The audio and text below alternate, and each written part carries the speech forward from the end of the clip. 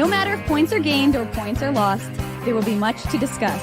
For analysis regarding tonight's Winnipeg Jets game, here are Dave Manouk, Ezra Ginsburg, and your host, Drew Mandel. The Illegal Curve post-game show starts now.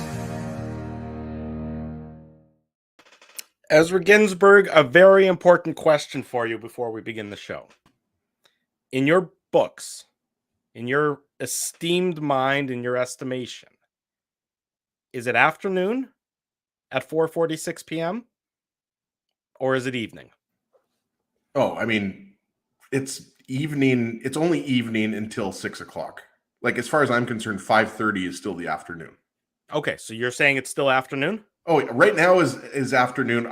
To me, evening begins at 6 o'clock. Very good. Then let me begin. I don't understand how people think evening starts at 5 o'clock. I never got that. Good afternoon, Winnipeg. Good afternoon, Manitoba. For all those joining us live this afternoon on our YouTube channel and all of our social media platforms, we say good afternoon, universe, and welcome to the Illegal Curve post-game show alongside Ezra Ginsburg, alongside... Oh, no, Dave's still not here. He'll be here momentarily, having some technical difficulties. Alongside Ezra Ginsburg, I'm your host, Drew Mandel, here to talk about the Winnipeg Jets' very tidy, very clean, very neat 4-0 victory over the Chicago Blackhawks in a matinee affair. The Jets' second, Connor Hellebuyck's second shutout of the season as he in also a game. The second shutout for the Jets. Yeah, second shutout for the team, second shutout for, of course, the Jets on the season. And this was a game that we talked about, earlier, that the Jets are a better team than the Blackhawks, and you definitely got to see that in the course of the 60 minutes of play this afternoon. Absolutely. And we talked about it this morning at the Winnipeg Ice Fishing Show, special teams entering the game. The Blackhawks had the 6th rated power play, but their penalty kill was in the bottom 10. I believe it was 24th or 25th. It's going to be much worse than that after the Jets potted 3 power play goals and 3 power play opportunities. But look, special teams were huge. Who needs today. 5-on-5 goals today? Well, exactly. And, we'll get into the goals in the Betway game recap, obviously talking about the Adam Lowry shorthanded goal, which was a beauty. And it seems like every time Lowry scores shorthanded, it's a beauty. But the Blackhawks are just not very good. We were talking about it right before we came on. I really don't understand how this team has already won 5 games in their first 12. I mean, it's just hard to believe. Defensively, they're a whole mess. And even with Seth Jones in the lineup, which obviously he wasn't, he's on injured reserve. His brother Caleb is, of course, still playing. But I mean, it's just a really bad defense. And we saw Dylan Wells come in the third period, and good for him, right? Remember November 5th, 2022, that was Dylan Wells' NHL debut, right? And he's a young kid. I believe he's 24 years old. A draft pick back in 2016. I believe it was a 5th rounder, if I'm not mistaken. So, good for him to come into the game. But, this was just all Jets for the majority of the game. The Blackhawks had a few good chances. Patty Kane, that chance that he had in the first period stands out. So, Connor Hellebuyck picks up the shutout, and he made it look easy at times. It wasn't one of those 40-plus save shutouts that we've seen many times before here in Winnipeg. But look at the Jets for the most part. I think we're the better team, and they capitalized. That's what I think you really like to see, right? Against the Blackhawks, you like to see that they didn't take their foot off the gas, and that the power play finally showed some really good results. Even though they've scored some power play goals in the last few games, we haven't seen the Jets score 3 power play goals in a game yet this season, if I'm not mistaken. So all around, it was a really good team effort, team win. And I think they're going to be really happy with that with 1 game left to go on this homestand. Yeah, you're absolutely right. Everything about the Winnipeg Jets effort tonight was, I would say, effective. There were some lulls, particularly maybe in the back half of that first period. I thought Chicago may have been a little bit more dangerous than the Jets. The Jets were the better of the teams, I think, starting tonight's contest or this afternoon's contest. And Chicago maybe had some pace, some of the play, and that was alluded to by Dan Robertson on the broadcast, which I must say I have to appreciate. First of all, Dan's calls are very good. He's a very good quality play-by-play guy.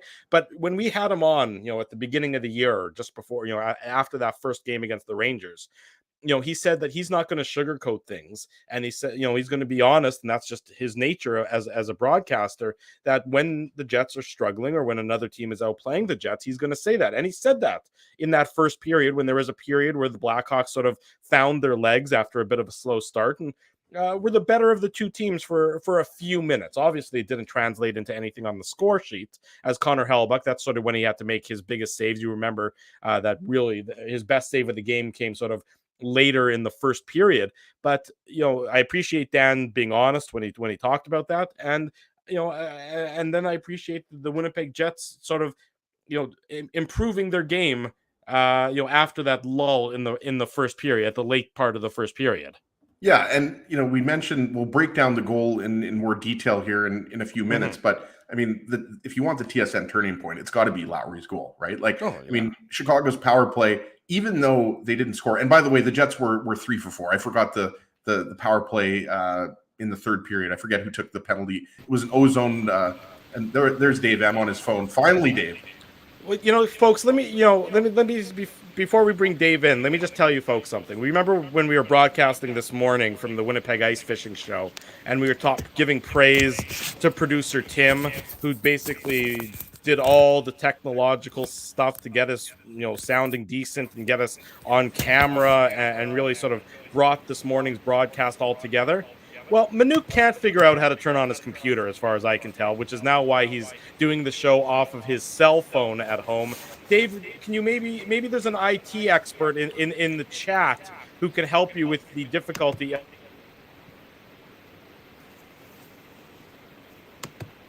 I think did you mute? I'm having problems today, boys. It's not working. Things aren't working. What was that all about? What's the issue? Maybe I have no idea. I literally, as I said, this is a safe space, Dave. Tell us what's wrong. I'm telling you, nothing has changed from 4 hours ago. I can't flip the phone. I'll do it after. I'm all out of sorts. Leave me alone, everybody. It's not my day. Did you enjoy the hockey game at the very least? Did I what? Did you enjoy the hockey game? Yeah, they had M&M peanuts in the press box, so that was nice.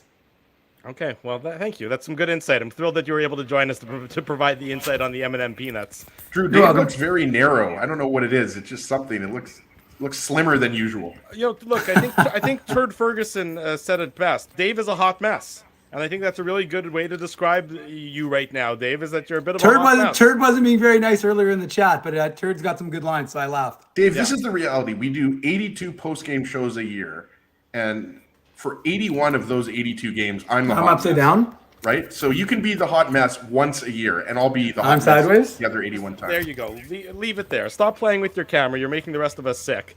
But whatever issues you're running through, hopefully we can get through the post game, and then we'll let you spend however many hours it's going to take to figure things out on your end. I don't know what the hell's going on. Well, usually it's Ginsburg. Ryan Trapp makes a good point here. Usually it's Ezzy who's sort of the hot mess, but Dave, you right now are a bit of the hot mess. That's okay. What I'm saying. For the most part, it's me. So once in a while, once every 6 months, Dave has a bad day, and it's fine. We're gonna get this post-game show going. Okay. I'm having a bad one. In any event, we'll get into it. Let's get into the Betway game recap, brought to you by our friends at Betway, the official title sponsor of the Illegal Curve post-game show. Betway is, of course, one of the most trusted voices in sports betting, both in Canada and all around the world. Betway is the sports betting app that puts you, the customer, at the forefront, with a large selection of betting options and sports, as well as strong promotions and fair odds. What are you waiting for? Head on over to Betway and bet your way. Must be 19 years or older to play. Please play responsibly. As we were discussing, as Ezzy and I were discussing while you were doing whatever the hell you're doing there, Dave, the first period, scoreless. The Jets controlled the pace of play, I thought, for maybe the majority of the first 10 minutes. Then Chicago controlled a fair bit of the last 10 minutes. A bit of a chess match, a bit of a feeling out process between both teams to start the game, I thought, before things really kicked into high gear in that second period. Yeah, it was a bit disjointed, to say the least. But, both teams had chances. It wasn't actually a boring, even though it was a 0-0 game, it wasn't actually a boring one game. So it's one of those things that you wanted to see the Jets kind of establish themselves a little bit more aggressively. But I thought Soderblom played well. So we'll see how you were expecting a little bit more, but at the same time, those afternoon games can be a little bit sleepy. Yeah, definitely could be a little bit sleepy. The Jets opened the scoring as we talked about it. I mean, it's a rare game where there's no 5-on-5 goals at all. Everything's on the power play or shorthanded. The Jets opened the scoring on the power play. Josh Morrissey gets his first of the year, assists to Mark Scheifele and Pierre-Luc Dubois, and this is just it's a good shot by Morrissey, placed exactly where he wanted it to be. You could sort of see, as he teed it up, that he knew exactly his target and he hit it bullseye to give the Jets the 1-0 lead. 10 minutes and 4 seconds into the second period, rather. He finally gets his first goal of the year after averaging an assist per game or close to an assist per game. And you're absolutely right. There was clearly traffic in front of the net. And I forget who the penalty killer for Chicago was that was on Morrissey. I'd have to go back and check there. I remember it was number 17, but he was giving him a little bit too much space. I think it was 17. Maybe I'm wrong about that. But he was giving Morrissey a little bit of time and space. But Connor and Scheifele were working the puck there. It was just a nice low shot through traffic. We know that Morrissey has a really underrated shot. So you got to love the decision making, just putting it on net. But that was really quick into the power play. And I mean, the Jets, that kind of just opened up the floodgates. We talked about this 5 or so minutes ago. The power play, it just seemed like everything they touched was going in tonight. But today I should say. So that goal was for me just really smart. Morrissey identifying that there was traffic, and he put it in the it was not only was it a good shot, but the location was perfect. Yeah, exactly right. It's exactly where he wanted it to be, exactly where he wanted to go, and the Jets take that 1-0 lead. Jujhar Khaira was in the box for interference, when the penalty occurred. So that's who was in the box there, and I think it was Jason Dickinson who may have been giving Morrissey a little bit too much time and space, and Morrissey took advantage of that to give that to the Jets, that 1-0 lead, just over the halfway mark of the first period of the game, of the second period and of the game in total. And then from there on, of course, it was a very one-sided affair at that point. And you talked about it earlier, as the second goal of the game, which really was the backbreaker. And this comes a couple minutes later. It's a shorthanded goal. Sam Gagne is in the box for hooking, a penalty that he did not like, and he vociferously sort of slammed his stick on the ice when he had something there, Drew. Like that was one of those kind of, okay, you could have easily let that go. Yeah, it was an offensive zone penalty. I mean, I guess by the letter of the law, it was a bit of a hook. Was it a bit of a soft hook? Yeah, I would think it was the kind of hook that happens in the game probably 100 times and maybe gets called 95 or gets called 5% of the time. This was one of the 5% instances, but the Jets don't mind. Adam Lowry breaks in. He gets his third of the year. This one's shorthanded, assisted Dylan DeMello and Brendan Dillon. And I don't think that you really ever expect, Dave, to see Lowry, DeMello, and Dillon all team up for a goal. But it sort of makes sense that it would be a shorthanded one, as this one was. Yeah, and there's a lot that happens that leads up to that. We like to always point that out. But I mean, Lowry, we know, like on the penalty kill, other teams have to be aware of him, right? Like he's a big guy, but he skates. So Brendan Dillon does an excellent job to get the puck to Adam Lowry, and he just beats the defenseman to the puck. Sorry, I'm trying to remember what defense. I think it was Caleb Jones. I'd have to go back and look, but correct me if I'm wrong. It was Caleb Jones that he beat to the puck there. Just nice individual effort from Adam Lowry to win that battle and then go in. And it was just a really nice shot, low blocker side on Soderstrom. So overall, you got to love what the Jets did. Again, that was really early. It seemed like the Jets were scoring early on their power plays and then scoring shorthanded early on Chicago's power plays. So love the work by Brendan Dillon in the corner, and love Lowry's effort, taking the puck away from Jones and then going in and scoring on the breakaway. Yeah, as he mentioned, Dave, this was 10 seconds into the power play. So, Chicago, you're halfway through the game. Chicago in the second period really hasn't played that well. They're still within striking distance, but then the Jets get that 2-0 goal, and you just saw the sag out of the Blackhawks, because we talked about it. The Jets, you take a lead against a team like Chicago. They're just not that talented, to be frank and to be blunt. So you take a 2-goal lead in the latter half of the game. You just demoralize them when you get a shorthanded goal like that. Yeah, and you couldn't help but watch some of these Chicago guys. I was saying to Ezzy, like we lauded Chicago before the game began for how Jonathan Taves had been performing, Max Domi, like they were invisible. I didn't even know they were on the ice. And even Patrick Kane, there was one play where he managed to get in behind the Jets D, but he was largely ineffective too. I don't know, maybe they went out partying in Winnipeg last night, but it was maybe they were getting ready for the Winnipeg ice fishing show. Who knows? But whatever it was, they weren't dangerous on the power play. And you're right, Drew. That absolutely. I was in the building and watching. Who else but Adam Lowry? Scott Billick. Nobody was happier than Scott Billick that Adam Lowry scored. Not because media cheered, but because his goal song is, of course, "Sandstorm" by Darude. So Scott Billick was maybe doing a little shimmy.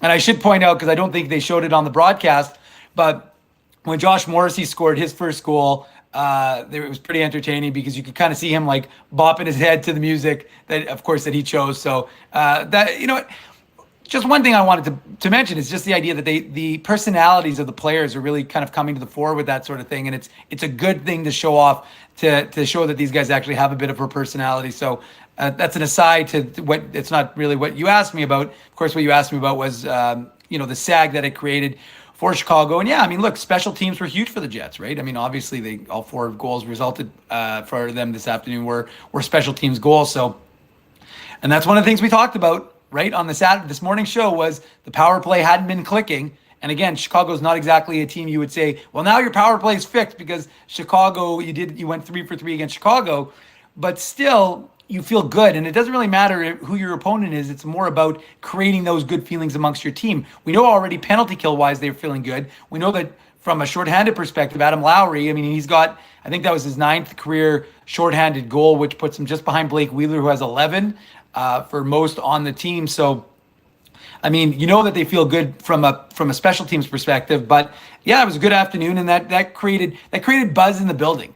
And there were more fans, I would say, today than there were on Thursday night, and more young fans. And, the young kids always bring the energy. We see it at Moose games so often. So I thought it was, it created a lot of life in the building to get that goal from Adam Lowry and to get a little music playing and getting folks tapping away. One more thing on that Lowry goal. Just wanted to get this. Never do that again. Never do that. I kind of enjoyed it. Ezzy liked it. I went back and watched the goal. It bothered me so it was Taylor Radish who Dylan beat to the puck. He bodied him off of the puck, got it to Dylan DeMello. And that's the other thing, Dave. You got to credit, the defensemen for the work they were doing in their own end because Lowry wins the faceoff, right? And Dylan DeMello, I should say, DeMello, not Brendan Dillon, the two Dylans. It's tough when they're both on the ice together. DeMello whips the puck hard, low, up against the boards. Like it was a good clear, but like you wonder if that was designed to the way he did it because it caused Caleb Jones. It was Caleb Jones, by the way, because he obviously misplayed the puck. Lowry jumped all over it, and then we know what happened, went in on the breakaway and scored, right? But got to give the Jets credit for the work that they did on the PK, specifically Brendan Dillon and Dylan DeMello there. But you're absolutely right. The crowd was into it today. I know you don't like the wave, Dave, but they had pulled the wave out. And for an afternoon game, I mean, there was clearly, even though I wasn't there, you were, Dave. You could hear it on the broadcast. There was a buzz in the building. And when the Jets are winning, you expect the fans to be pumped up. When you're up 4-0, you can do the wave at that point in time. I don't think that there was any chance of a jinx or a curse. And to your point, as both of you said, when the final seconds ticked off, the crowd sort of rose at one and applauded the Jets and saluted them for their effort, deservingly so. The Jets have been very good. Walt Whitman on the show today, Dave. The Jets have been very good on home ice. They controlled the second half of the game, if not the vast majority of the game. You look at the possession. Look at the possession numbers in the final 40 minutes of today's game. The Jets were at 63% in the second period, and they were at 68.5% in the third period. I mean, that is how this is a game, Drew, that you don't have to look at natural stat trick. I mean, eye test and the eye test was enough. But look, the eye test certainly showed enough, but the number test also showed it as well as the scoreboard showing it as well. We have a very good victory by the Winnipeg Jets. It was 2-0 at that point in time. They made it 3-0 late in the second period. Another power play goal. Pierre-Luc Dubois gets this one. It's his 5th. He had a 2-point night, 5 goals, 5 assists for him on the season now. Connor with a beautiful pass to Dubois, cross seam. Morrissey gets another assist. He's up to 10 assists. He's still at the point per game mark. 7-3-1. The Winnipeg Jets are 1 goal, 10 assists. Josh Morrissey is, and this made it 3-0 on the power play as Dubois with a nice shot that probably Soderblom wants back. But in any event, I don't think it was the difference maker in a victory or a loss in this afternoon's contest. No, and we mentioned it. This goal happens. I don't know what it was. It seemed like it was 3 seconds off of the faceoff. It was certainly around 10 seconds if it wasn't 3 seconds. But I mean, yeah, Soderblom should have had this one. Like, it was 7 seconds to be exact. There you go. So in between 5 and 10. But yeah, I mean, Dubois is wide open. He's got a great shot. He's a goal scorer. But Soderblom's got to have that. And to me, I mean, I didn't think we expected Dylan Wells, who's the 4th string goaltender on Chicago. We talked about him earlier. I don't think we necessarily expected him to be in this game. But you wonder if that third goal was kind of that proverbial, straw that broke the camel's back, Dave, because the first 2 goals, I don't think you're going to blame on him. But that one, I mean, you got to stop with your team down 2-0, because as Drew just mentioned, it's 3-0 afternoon game. Chicago's not playing particularly well. I mean, the game was, if the game wasn't already over at 2-0, it was definitely over at 3-0. Oh, it was over, Rock. It was already over when Adam Lowry scored that goal. It just didn't seem like Chicago had any chance. But no, I mean, you're 100% right, Ezzy. Once the Jets made it 3-0, it was fait accompli at that point. And again, you want the power play to be clicking. And Pierre-Luc Dubois quickly up to 5 goals on the season. You want him going. You want Mark Scheifele going. Kyle Connor, a little bit, had a couple of great chances as well in front of the net. He just couldn't get those to go. But at the end of the day, like I said, the one thing we talked about was you want to make sure you follow a structure. And the other thing, the big point overarching really was the fact that you needed your power play to be clicking. So, to be 2 for 2 at that point, you're feeling really good about yourself. And again, it's Chicago, and you're not up against the, creme de la creme, but at the same time, they've got some NHL players on that roster, and you still have to be able to beat them. And that's what the Jets were able to do. And Drew, you talked about it, and it's one of those things we noticed. The crowd was into it, and that's what you need to build, because now you're building towards a game against Dallas, which is going to be a pretty big showdown. You want to be able to have a little revenge, and I don't want to get ahead. We've obviously still got to talk about the rest of this game, but that's what the Jets are doing at that point, really, is they're just trying to, like as he said, it's in cruise control. It's not like Chicago's showing Ed said to me when we were watching the third period, like, you don't know how Chicago got to however many wins they've got. Like, how do they get to 5 wins?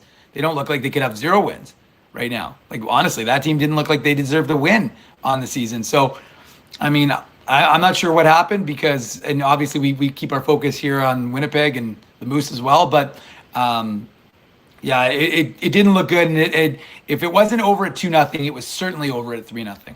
And can we also talk about the fact that the camera stayed on Kyle Connor, and we actually didn't see the goal, the play develop? I know. Like at the last second, you could see like that Pierre-Luc Dubois had shot the puck, but you didn't see the proper angle, right? I hate to pick on the cameraman here, because it's actually not the cameraman, it's the whoever is producing the show has to go to the other angle, right? But I mean, that was also funny that not only was the goal scored 7 seconds into the power play, like you didn't even really see the play develop like you should have, right? So, and another thing too there, Dave, like we've talked a lot about how Kyle Connor's been, having trouble putting the puck in the net. Like, I like the fact there that he just whips the puck right to Dubois, right? Like, he's not thinking shoot first. Like, this is a game for me to score another goal. Like, he sees that Dubois is open, and we talked about how, that's a goal that probably should have been stopped. But still, I like the fact that, just move the puck quickly. I think they could, smell the blood in the water at that point. They certainly, yeah, I would agree with that, with that assessment. And then the game was for sure over. Not that anyone thought Chicago was coming back from 3 goals down in the third period, but the Jets' third power play goal of the game goes to Nate Schmidt, his 2nd of the season, assist to Cole Perfetti. A nice feed from Perfetti and a nice rush by Schmidt. And at that point in time, it's more than over. And Chicago can't wait to get out of town after really being humbled by the Winnipeg Jets 4-0 this afternoon. Yeah, we have to give a shout out to former member of Illegal Curve, Michael Remus, because he has been waiting for Nate Schmidt to score that goal so he could hear Mambo Number 5. As far as I'm concerned, Mambo Number 5 is one of the best Jets goal songs. Remus deserves it. If that's congratulations to Remus and his beautiful wife and wonderful wife. Of course, they just had their second child a few days ago. Little girl. We want to extend our congratulations to them, of course. And Nate Schmidt doing the same by scoring the goal in celebration. I'm sure that's why he actually scored. Yeah. Like Schmidt was like, yeah, I don't know if I'm going to score today, but then he's like, didn't Remus and Leah actually just have a kid today? So he actually did that for little Sadie. Yeah, there you go. Exactly. Happened a few days ago, but congratulations to them anyways. Look, this is the Winnipeg Jets doing what they should against a weaker opponent. And many, many, many, many, many times in the last couple of years, they didn't do this sort of thing. So, there are times on the schedule where you play against a bit of a free space. There's some teams who you look at on paper and say, that is a bad hockey team. We said that this morning on the Illegal Curve Hockey Show, that this Chicago Blackhawks team, with the exception of Kane and Taves, especially on the back end, they can be exploited because they just don't have the necessary talent on the back end. And too many times, in the last Jack Johnson years, is on their top pair, and I hate to pick on him. I hate to pick on the singer as well because I like Jack Johnson, the singer. Some banana pancakes you had for breakfast, exactly. I mean, or the Curious George soundtrack, if you're familiar with that. He was the vocals and the music for that. But yeah, I mean, like Jack Johnson. I mean, we know how much he played in Colorado's Stanley Cup run. Like again, like Jack Johnson. I mean, and everyone knows his story. We don't have to get into that. So I mean, Jack Johnson had a fantastic NHL career, but I mean, first pair on an NHL team at this point in his career it shows you the depth that they have, right? And obviously Seth Jones being out of the lineup, right? Yeah, exactly. So, this Blackhawks team is not very good, and good for them for having a decent start to the season. But I think, most of us are expecting them to be, 7th or 8th in the division by the time this is all over. I would expect that. Certainly that would be their final destination towards the bottom of the Central Division standings. A 4-0 victory. As I was saying, too many times in years past, the Winnipeg Jets would not handle their opponent, a weaker opponent, as easily. You don't want to necessarily say it was an easy win, but the second half of this game, it was an easy victory for the Winnipeg Jets. They get full marks for that, and they get to go enjoy a Saturday night. I'm sure they're all going to go out. They're all going to do what they do with their respective loved ones or family members and enjoy it because they deserve it. 7-3-1 after 11 games for this Winnipeg Jets team is an impressive record. And I mean, I know that everyone is, saying, yes, remember last year though, but for a lot of it, it doesn't feel like last year. You sort of felt last year a little bit that there was another shoe that was going to drop. I don't think the Jets are going to play at a 700 or a 720 points percentage for the rest of the year. That would be surprising, to put it mildly. But, you play the opponents you play the schedule that's produced for you, and you don't apologize for getting, what is it? Let me do some quick math. 15 out of a possible 22 points to start the year, Dave. No, and I like you said, Drew, I think that's one of those things that you wanted to see from a Jets team is that you said it. You're getting the points against the teams you absolutely need to pick up those points against. And so that's what they've done, and you don't apologize for it, right? You're not going to be like, well, they're only Chicago and they're not very good. Or, after St. Louis came in at 3-0 and now have lost, 6 in a row. Yeah, St. Louis. The Jets broke St. Louis. Yeah, exactly. So, I think the reality for the Jets is that you take the record, and now you have a very tough test in a Dallas team on Tuesday night, but you have a little bit of time to rest and get ready for them. And you'll be able to be happy with your game because for the most part, again, they played a fairly consistent game against Chicago today, right? So now you've had a consistent game against Montreal. You had a consistent game against Chicago.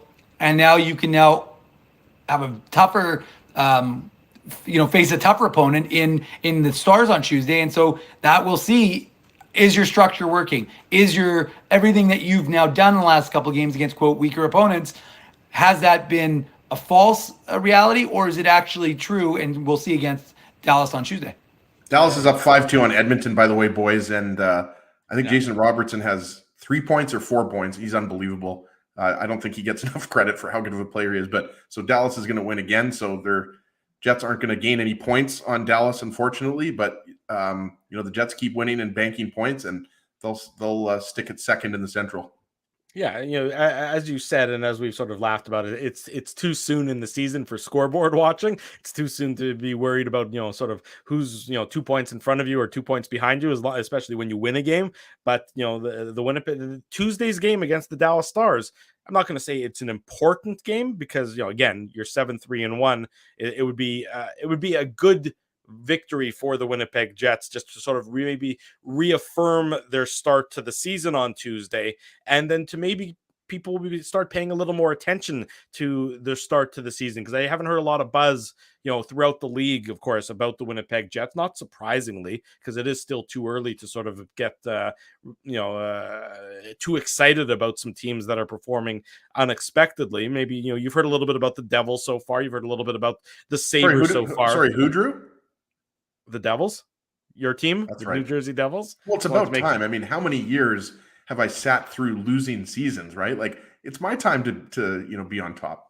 Yeah, look, and I agree with what James said in the chat. The Devils are not going to stay there, by the way. Like, if anybody thinks the Devils are winning the Metropolitan Division, I mean, you're mistaken. But hey, they could make the playoffs, though.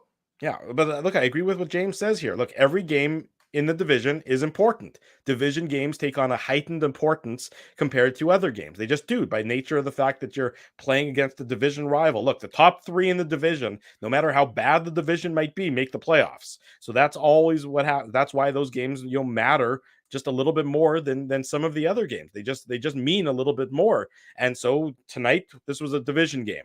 The game against Arizona that the Jets won, obviously a division game. The game against Dallas on Tuesday, a division game. The game against Colorado, the Jets won, a division game. So those do matter a little bit more. They have a little bit more emphasis on it. So that's why the Jets, they took care of business today, and I'm certain that they'll quickly pay attention and quickly sort of refocus when they're back on the ice on Monday. I believe it's an off day tomorrow, if I'm not mistaken, for the team. And in fact, I know it is now that I think about it. Monday, when they get back on the ice, their focus will be directly on the Dallas Stars in that Central Division matchup come Tuesday. Folks, don't go away. When we come back, the unique code word for the IC merchandise contest, talk a little bit more about this afternoon's game against the Chicago Blackhawks. We'll announce a winner of the most recent contest. We'll do that when we come back as well. And we'll bring you some of the quotes that were uttered post-game and some of the bits and pieces of news post-game after the Jets 4-0 victory over the Chicago Blackhawks. We're also going to give away a Tough Duck too, so don't worry about that. Hardest hitting comment is coming up, so you can win. There you go. Yes, thank you, Ezzy. Tough Duck, hardest any comment as well. The post-game show is brought to you by Betway. This has been the Betway game recap here on the Illegal Curve post-game show. Dave Manouk, Drew Mindell, Ezra Ginsburg. Don't go anywhere, anyone. We'll be right back with more of the Illegal Curve post-game show. Jerry Seinfeld, Chris Rock, Jon Stewart, Dennis Miller, Brad Garrett, the biggest acts and all the up-and-comers. They've all made their mark at Rumors Comedy Club, North America's longest-running independent comedy club. Rumors has kept Winnipeg laughing for over 25 years. When was the last time you laughed out loud? Make it a great night out with friends or book your office or birthday party, even a fundraising event at Rumors. Get all the details and dates on upcoming shows at rumorscomedyclub.com. He winds up. Oh, looks like Ezzy took that one right in the choppers. A blistering fast puck hurts like HE double hockey sticks. That's why I let the pros at Linden Market Dental Center turn my yow into wow. Get your brilliant smile back with state-of-the-art restorative and cosmetic dentistry from real pros. And remember, always wear a mouth guard. Now that's solid on ice advice. Learn more at lindenmarketdentalcenter.com. Creating smiles for life. Whoa, Ezzy, everything okay? You look stressed. Of course I'm stressed. We're moving, the house is upside down, the kids failed miserably at packing the fine china, and my life is in chaos. Chaos! Yes, that does sound like a problem. What am I going to do? Ezzy, relax. Rolly's Transfer Moving and Storage is the answer. With 60 years of experience in moving Manitobans and a track record of exemplary customer service, one call to Rolly's and your stress is gone. No job is too big or too small. Just visit Rollies.com and they will take it from there. Thanks, Dave, and thank you, Rollies Transfer Moving and Storage, online at Rollies.com. Dave, my man, why are you in the car already? It's hours until game time. Drew, it's because I'm stressed out right now, driving around downtown Winnipeg, looking for a parking spot, and I'm not finding one. I've lost Ginsburg. I don't even know where that guy is right now. Dave, haven't I taught you anything? Do what I do.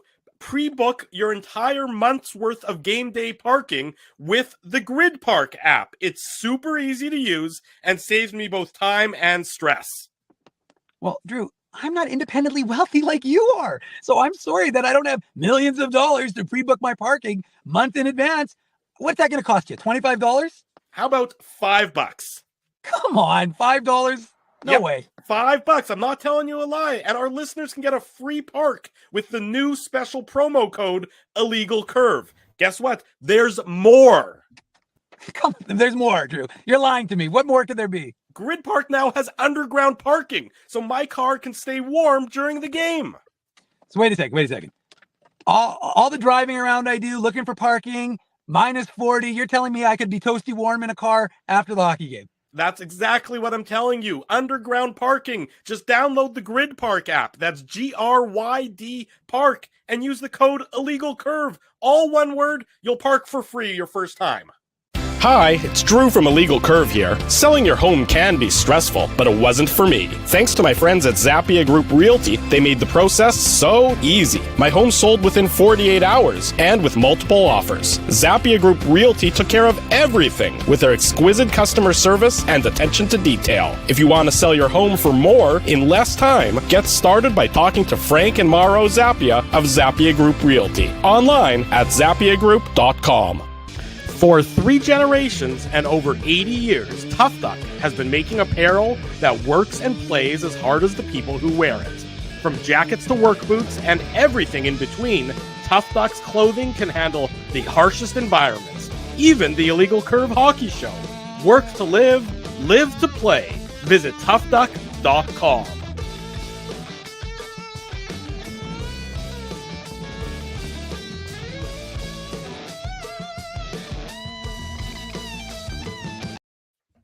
$5.20. Dave's never looked better.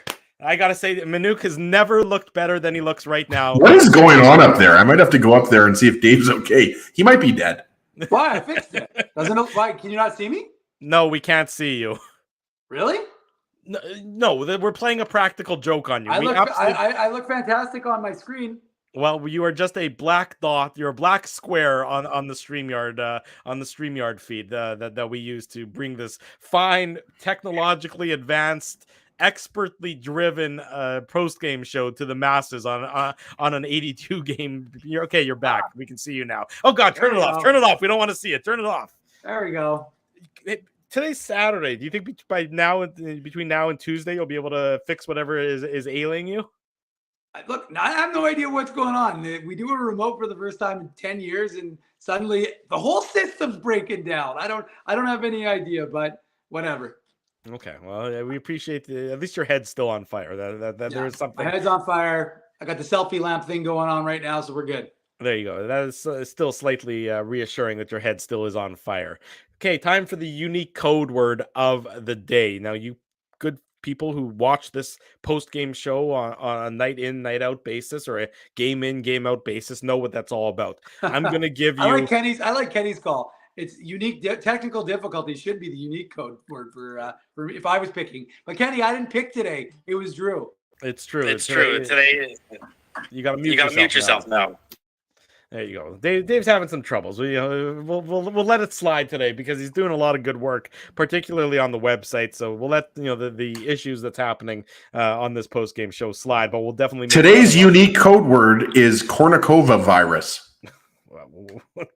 That's funny, Ezzy. That's going way back. That's like Y2K time. I forgot about the Kornikova virus. That is, for those of you who are maybe youngins and don't remember that, Google the Kornikova virus, and you might see some pictures of Anna Kornikova, the former tennis. I was going to just say, or Google Anna Kornikova. Like you don't need to throw the virus in there. Call it even. So I'm going to give you the unique code word of the day. If you don't know where to enter the unique code word, I'm going to tell you that as well in the show description. If you're watching on YouTube, you'll see, maybe you're on your computer, you'll see the drop down arrow. Go to the show description, and you'll be able to see the link to enter the. Dave, you have to unmute yourself. I feel like Drew is Dave's dad, and he's like lecturing him there. Like, He's I told you to be right, Dave. By the way, as an aside, hold on, don't mute me yet. The best part was today when I don't remember. I think it was Tracy said something about punching each other or whatever. And so while Drew was looking at Ezzy, I totally did the bunny ears right behind Drew for a consistent probably 30 seconds to about a minute, and Drew never noticed. So you'd have to go back and watch the broadcast. People in the chat know what I'm talking about. Feel free to mute me now. Usually it's you, Ezzy, that gets on my last nerve. Manuk is doing an admirable job picking on that last nerve of me today. I think Dave has seen how fun it is now. Yeah, exactly. Bailey knows. Dave is acting like a little kid. He's absolutely acting like a little kid. We should probably wrap this one sooner rather than later, given that being the case. Anyways, the unique code word of the day. So you're going to enter that. You're going to follow the link in the show description. Click that link. You'll see the contest page come up. You'll see a lot of different ways you can enter the contest. If you're saying, Drew, I can't find it on YouTube, where is it on YouTube? Where is it on Facebook? Go to our website, illegalcurve.com. Basically, click open any article. Start with the morning papers. It's definitely there. You might scroll down. Note 4, Note 5. I don't know what note exactly it is today. It's Note 2, Dave telling me. That I actually appreciate Dave just giving me signals now as opposed to actually speaking. That's much better. Jets, so Note 2, go there, click the link, and that way you'll be able to enter the unique code word of the day. Today's unique code word, very apropos for the Jets' opponent. It is deep dish. I'm actually hungry. So deep dish is a very apropos code word. Deep dish pizza, of course, all one word, all capitals. Deep dish is the unique code for today's IC merchandise contest. Go there, go to the contest page, enter the code word deep dish, and you will get additional bonus entries to win some great merchandise from us here at Illegal Curve. Great Winnipeg Jets merchandise from us here at Illegal Curve. I've spoken enough now, Dave. Who is the IC merchandise winner from the last game? Well, Drew, I'm using my phone, so you'll have to pull it up. But there you go, Jeffrey Monteclaro. So well done, Jeffrey. You are the winner of the IC merch contest. So you're going to get some sort of authentic Jets merch, a jersey, a T-shirt, a hat, whatever I decide. It's completely arbitrary, actually. So we will see. I will be in communication with you, Jeffrey, and we'll have some merch. But again, Bradley Abels, we've got a lot of people who are wearing their IC merch and getting pictures, getting it delivered, having a lot of fun with it. So, people seem to like their Jets jersey so far. I've got Frosty Winnipeg's coming next week. He knows what time it is. I'm going to see him. I'm not going to say where. I don't want to reveal. I mean, that's, as he's always joking about this, he goes, the best part about giving away, you sometimes reveal, like, it's almost like people have these alter egos. They have secret identities. Kenny's water bottle. What is Kenny Water's bottle's real name? Well, I now know Frosty Winnipeg's real name, and I know where Frosty lives, so I will be dropping in. I will not reveal where, because I know everyone would want to know that information. And a couple other guys, Jason Sheps, you also will be getting it this week. So a lot of excitement giving away all these fun IC merch, and keep entering for chances to win. And again, every day I try and add some sort of new option. That way you don't have to unfollow and refollow. There's no advantage to that. So I'll give you a new option pretty much every day on something you can do, whether it's a retweet of one of our Illegal Curve Twitter accounts or something of that nature, and it'll give you an opportunity to get more entries. And then that way, even if you've already entered and done everything you can't enter, you can still gain new entries on a daily basis. There you go. Well said, Mr. Manu. Congratulations to Jeffrey Monteclaro, the winner of the IC merchandise contest. And then, of course, the new contest, the unique code word, as we mentioned, deep dish is the unique code word, all one word for the latest contest. Mr. Ginsburg, Tough Duck, hardest hitting comment. Who is winning a toque, courtesy of our friends at Tough Duck? As usual, tons of good comments. Thanks for joining us, everyone, this afternoon. And for those who joined us for the second time, thank you as well. We're going to give it to Haybale. Great name, by the way.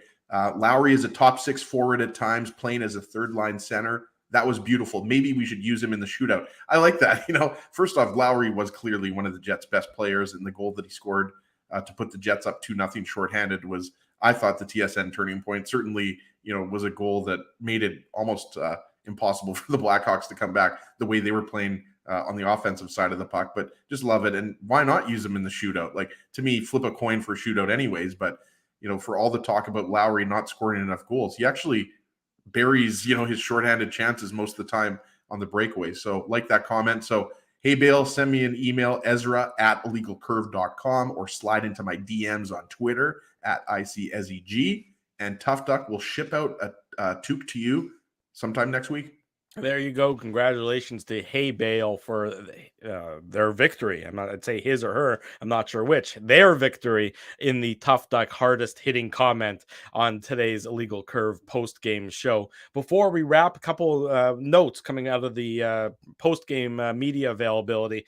Jets head coach Rick Bowness regarding the decision. Dominic Toninato and Dylan Samberg, they were both healthy scratches in today's game, which is a bit interesting. It wasn't so much that that he was unhappy with the play of either Samberg or Toninato. This, according to Ken Wiebe. Bonus says that he simply wanted to get Kyle Capobianco and Jansen Harkins into their first NHL games of the season. So that was the thought process behind the decision to scratch Samberg and Toninato, not because of poor play, more just an opportunity to get a couple other guys into the lineup. Not a surprise about Harkins. We sort of thought that was going to be the case when we were on this morning on the Illegal Curve Hockey Show. Maybe a little bit more interesting about Samberg, but I thought Capobianco played very well in his first game at the NHL level this year, first game period this year, I would say this season. And Jansen Harkins was certainly perfectly fine as well for the Winnipeg Jets, as he. Yeah, Capobianco played, I think it was around 16 minutes. Just checked actually. 15 and a half. Yeah, so I mean, he played a little bit more than you'd expect. I'm surprised that it was a healthy scratch for Samberg, to be honest with you. I wasn't expecting that, and I thought it was maybe something that was related to his previous injury earlier in the season. I thought he played well against Montreal. So again, I mean, Rick Bowness is the coach. We're just, three putzes that talk about the Jets.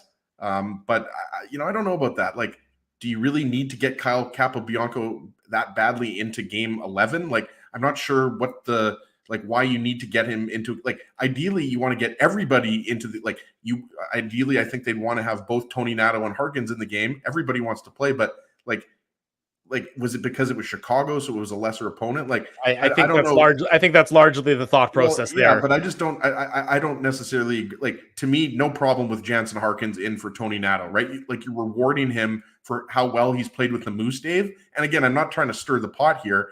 Dylan Samberg is a guy that needs to play, games, and so I don't really know why you're healthy scratching him, especially considering that his last few games, against Vegas and Phoenix, Arizona, and Montreal, he started to play really well. So again, I don't really get that decision to get Capobianco in the lineup. It seems very random to me.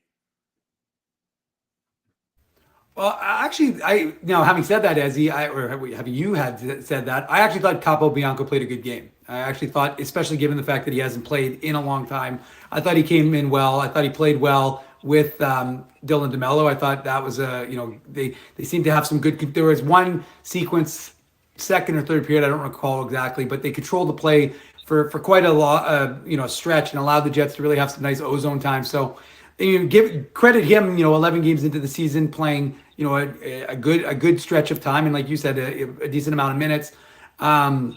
And yeah, Harkins came in, and you kind of expected him to be hungry, and I thought the Gustafsson line, I thought David Gustafsson had some nice chances. He almost had a chance shorthanded. So the role players continue to do what they do, but I mean, overall, I think it was it was interesting. I didn't know when I was, sitting in the press box watching the warm up, I saw Capobianco in the tunnel before the Jets, Connor Hellebuck led the team out. I thought, okay, well, maybe he's in, and again, we know that Rick Bowness had alluded to the fact that there were going to be some expect changes in the lineup, but of course he didn't say what at the end of his media availability on Friday. So I wasn't terribly surprised that there were changes. But again, I was a little surprised that Samberg was anything other than I thought it would be a non-healthy reason for him. And Toninato, he played okay, but I thought you could replace him with Harkins just because Harkins was going, right? So you want to maybe get Harkins in, see if he can bring what he was doing in the AHL to the NHL. But like I said, as Ezzy just said, we're not the coach. We just discuss what the decisions the coach made, and ultimately they get a 4-0 win out of it. Well, and that's why I don't want to take anything away. Maybe mute there, Dave. I don't want to take anything away from Capobianco because I agree he played well. I'm just saying the decision more so, not the way Capobianco played, but just the decision to me seemed a little bit random to put him in, considering that Sandberg is a guy that he's finally establishing himself as an NHL regular. I don't think he's going to break his confidence. Like, don't get me wrong about that. I'm not saying that Sandberg is going to start playing poorly because he was a healthy scratch. I just think that, I don't know. Again, we'll see. Maybe get some people commenting. I just didn't see that coming. I didn't see him being healthy scratched, and he could easily be back in the lineup against Dallas, Dave. In fact, I would expect him to be back in the lineup. So would I. Again, good for Capobianco to get his first NHL game of the season. I don't really, aside from, I guess he's saying to get him his first NHL game, but I mean, aren't you trying to win games? Aren't you trying to put the best lineup out there? And to me, like, Dylan Sandberg's a better option than Capobianco. Yeah, I don't disagree with you, Ezzy. I don't mind the decision in this circumstance. You don't want a guy sitting in the press box for, months on end. So you put him into the lineup against Chicago here, and I see it from both perspectives. I'm going to defer to Rick Bowness and his years of expertise on this one.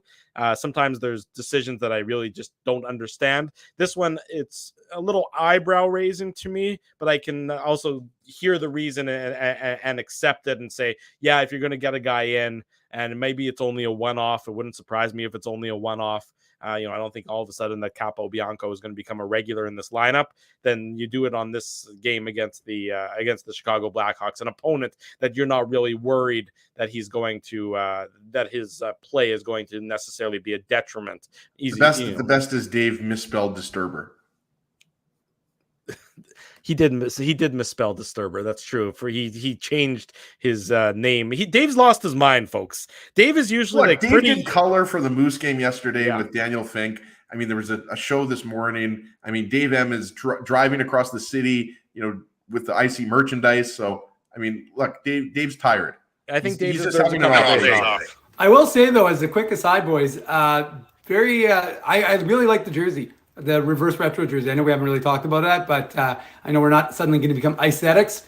But we've got some people commenting on our Instagram account and on our Twitter. So if you want to add your voice, head on to the Illegal Curve Instagram and let us know your thoughts on the reverse retro jersey. Because I actually was impressed by it. I thought it's always funny how when people see it initially, like when it gets released, people always get all angsty and like, oh, they don't like this and not enough red. And then when they actually see it on the players, it tends to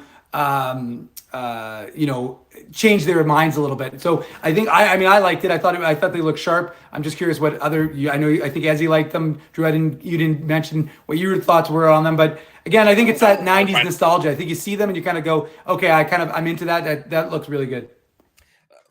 Last word on tonight's post-game show goes to Connor Hellebuyck. He was asked about his stellar start to the season, how it compares to the rest of his career. Quote, "I'm getting better every year. This is probably the best I've ever been, and hopefully I keep growing it." That's Winnipeg Jets goaltender Connor Hellebuyck after earning his second shutout of the season and 30th of his career. That's for a guy that lacks self-confidence. You really like to see that. 4-0, the Winnipeg Jets victorious this afternoon over the Chicago Blackhawks. Gentlemen, my bourbon is basically empty, so I'm gonna. You're really going to do that, Drew, in front of me. I don't even have a drink, so you're just going to take that delicious sip.